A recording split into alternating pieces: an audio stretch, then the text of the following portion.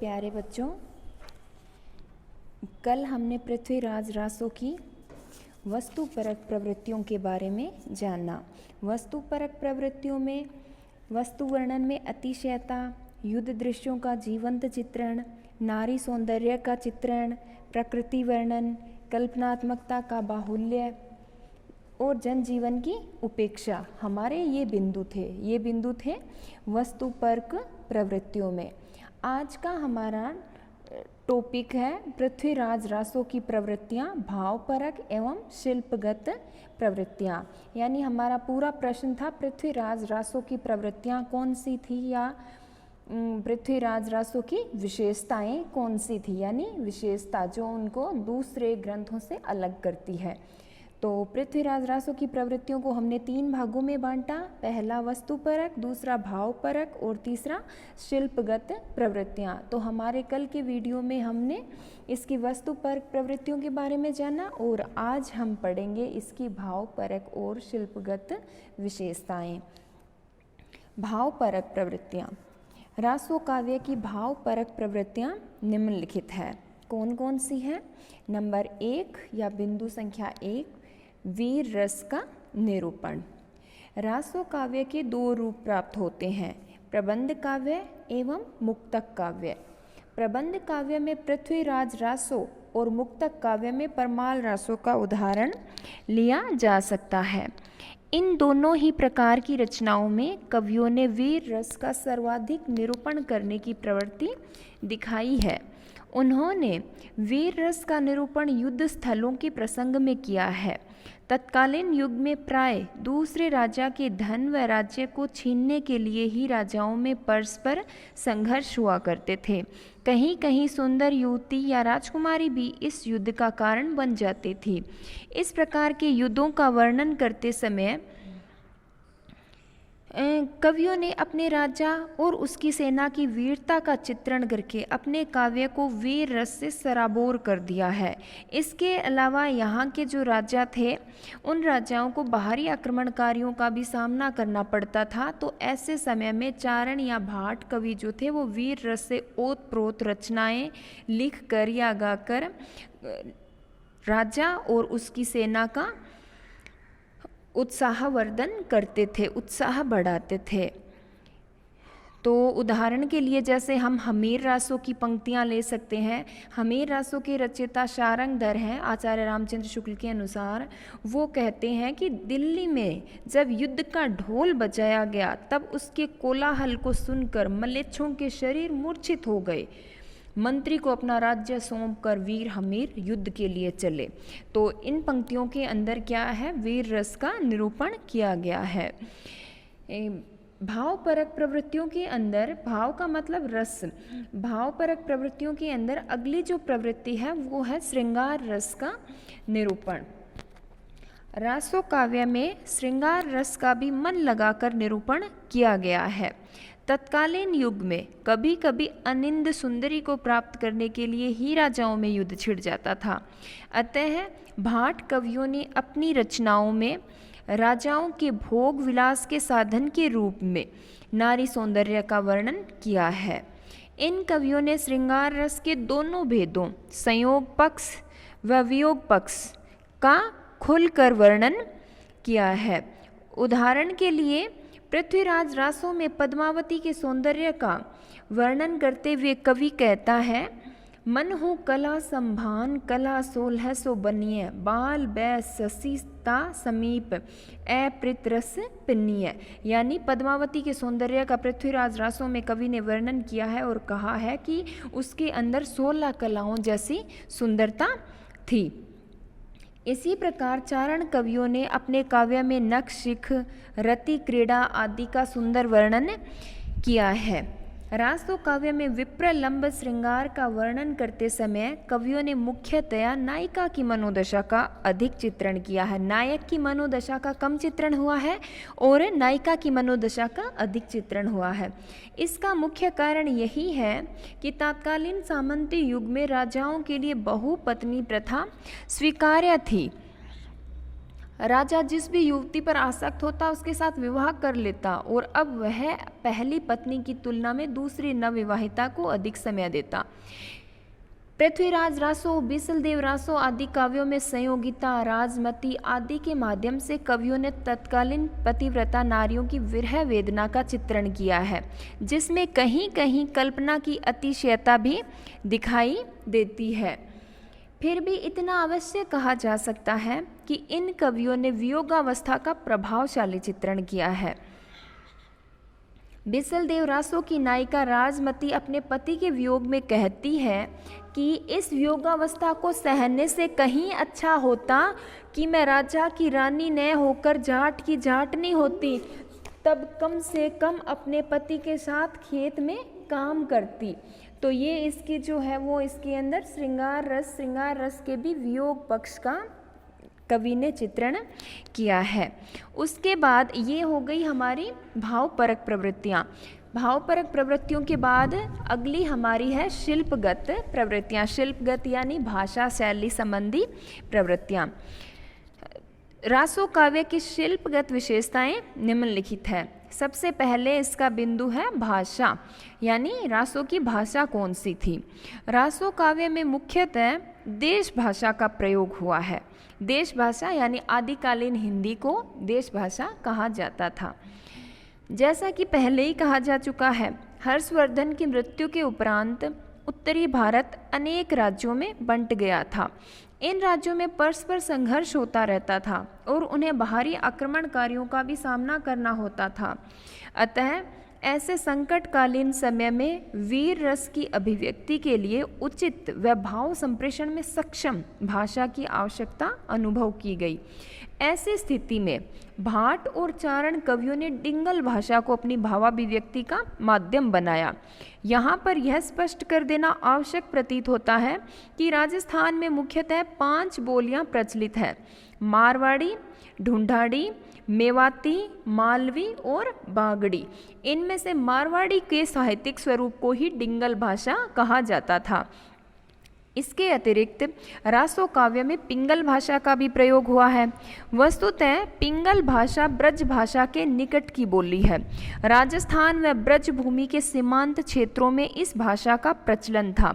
चारण कवियों ने जहाँ डिंगल को वीर रस की अभिव्यक्ति का साधन बनाया, वहीं श्रृंगार वर्णन में उन्होंने पिंगल भाषा का प्रयोग किया। डिंगल और पिंगल दोनों रूप हमें रासो काव्य के अंदर देखने को मिलते हैं और इन दोनों भाषाओं के मिश्रित स्वरूप को उस समय क्या कहा गया? देश भाषा। जो आज भी हम रासो काव्य की भाषा कौन सी है, अगर प्रश्न आता है तो कौन सी भाषा है? देश भाषा है। उसके बाद इसका जो अगला बिंदु है शिल्पगत प्रवृत्तियों का, वो है काव्य रूप। यानी काव्य का रूप कैसा था? काव्य महाकाव्य था, प्रबंध काव्य था, मुक्तक काव्य था, गीति काव्य था, कैसा काव्य था? यद्यपि रासो काव्य में प्रबंध काव्य व मुक्तक काव्य दोनों ही रूप मिलते हैं, फिर भी इसमें अधिकांशतः प्रबंध काव्यों की रचना हुई। खुमान रासो, परमाल रासो, पृथ्वीराज रासो आदि प्रबंध शैली के उदाहरण हैं। इनमें से पृथ्वीराज रासो महाकाव्य की श्रेणी में आता है, जो कि हमारा हिंदी साहित्य का पहला महाकाव्य भी है। जबकि बीसलदेव रासो मुक्तक शैली में लिखा गया है। इसकी गणना गीति काव्य के अंतर्गत भी की जाती है, यानी यह गाया भी जाता है। रासो काव्य में अन्य काव्य रूपों का उदाहरण नहीं मिलता है। उसके बाद काव्य रूप के बाद जो अगला बिंदु आता है शिल्पगत प्रवृत्तियों के अंतर्गत, वो है अलंकार। भारत के कवियों की काव्य में अलंकार को सदा साधन के रूप में प्रस्तुत करने की धारणा बनी रही है। यानी हमारे भारत के कवियों ने प्राचीन काल से ही अलंकार को साध्य रूप में प्रयोग ना करके साधन रूप में प्रयोग किया है। साधन यानी कविता रचना करने का एक उपादान मात्र है अलंकार, यानी कविता को जो सुशोभित करते हैं। वैसे ही भारतीय कवियों ने अलंकारों का प्रयोग किया है। इन्होंने अलंकारों को साध्य न मानकर साधन माना है। तो भारत के कवियों की काव्य में अलंकार को सदा साधन के रूप में प्रस्तुत करने की धारणा बनी रही है। इसी के अंतर्गत इसी को ध्यान में रखते हुए रासो काव्य में भी कवियों ने अलंकारों का प्रयोग इसी उद्देश्य रूप में किया है। रासो काव्य में दोनों अलंकारों शब्दालंकार व अर्थालंकार का अत्यधिक प्रयोग हुआ है। शब्दालंकारों में अनुप्रास, यमक, श्लेष, वक्रोक्ति आदि का प्रयोग हुआ है, जबकि शब्दालंकारों में उपमा, रूपक, उत्प्रेक्षा, संदेह, दीपक, दृष्टांत आदि अलंकारों का प्राधान्य है। यहाँ पर जैसे एक यमक अलंकार का उदाहरण देखिए। अंग सुलक्षण हेम तन, नग दरी सुदरी शीस, गोरी ग्रही गोरी गयो, बिन जद बुज्जी रीस। यानी यहाँ पर कवि ने जो गोरी शब्द है, नग शब्द है, हेम शब्द है, ये 2 बार प्रयोग किया है और दोनों बार ही इसके अंदर अर्थ जो है वो अलग अलग हैं। तो यहाँ पर कौन सा अलंकार है? इसके अंदर यमक अलंकार है। उसके बाद शिल्पगत प्रवृत्तियों के अंतर्गत हमारा जो अगला बिंदु है वो है छंद। यद्यपि रासो काव्य में रासो शब्द की व्युत्पत्ति रासक शब्द से मानी गई है, जो कि एक काव्य भेद है और एक छंद भी है। यानी रासो काव्य में रासो शब्द की अगर हम व्युत्पत्ति स्वीकार करते हैं तो वो हजारी प्रसाद द्विवेदी का मत इसके अंदर सर्वाधिक मान्य माना जाता है। और वो कौन सा है? रासक शब्द से रासों की उत्पत्ति। रासक एक काव्य भेद भी है और रासक एक छंद का नाम भी है। परंतु इसका अर्थ यह बिल्कुल नहीं है कि अगर रासों की उत्पत्ति रासक नाम से हुई है तो रासो काव्य में केवल रासक छंद का ही प्रयोग हुआ है। रासो काव्य में अनेक छंदों यथा दोहा, छप्य, कवित्त, भुजंगी, आल्हा, रोला, मालती, भुजंग प्रयात, पारस, मोहक, नाराज, दुर्मिल, अरिल, इन सभी प्रकार के छंदों का प्रयोग रासो ग्रंथों में हुआ है। तो हम यह नहीं मान सकते कि रासो काव्य में केवल और केवल रासक छंद का ही प्रयोग है। इसके अलावा इन सभी छंदों का प्रयोग हमें पृथ्वीराज रासो और अन्य रासो ग्रंथों में देखने को मिलता है। पृथ्वीराज रासो में 68 छंदों का प्रयोग हुआ है, परंतु इसमें सर्वाधिक छप्य छंद का प्रयोग हुआ है। छंद प्रयोग की दृष्टि से इस कृति के रचनाकार चंद बरदाई को छप्य का राजा भी कहा जाता है। यानी पृथ्वीराज रासों में कितने छंदों का प्रयोग हुआ? 68 प्रकार के छंदों का प्रयोग हुआ, जिसमें दोहा, छप्य, कवित्त, भुजंगी, आल्हा, रोला, मालती, भुजंग, प्रयात आदि का वर्णन है। लेकिन इसके अलावा इसके कवि जो चंद बरदाई है उन्होंने सर्वाधिक प्रयोग छप्य छंद का किया है। और इसी के कारण, क्योंकि पृथ्वीराज रासों में छप्य छंद सर्वाधिक प्रयुक्त हुआ है, तो इसी के कारण चंद बरदाई को छप्य का राजा भी कहा गया, यानी इनको छप्य का राजा की उपाधि दी गई है। तो इस तरह से ये हमारी शिल्पगत प्रवृत्तियाँ थी।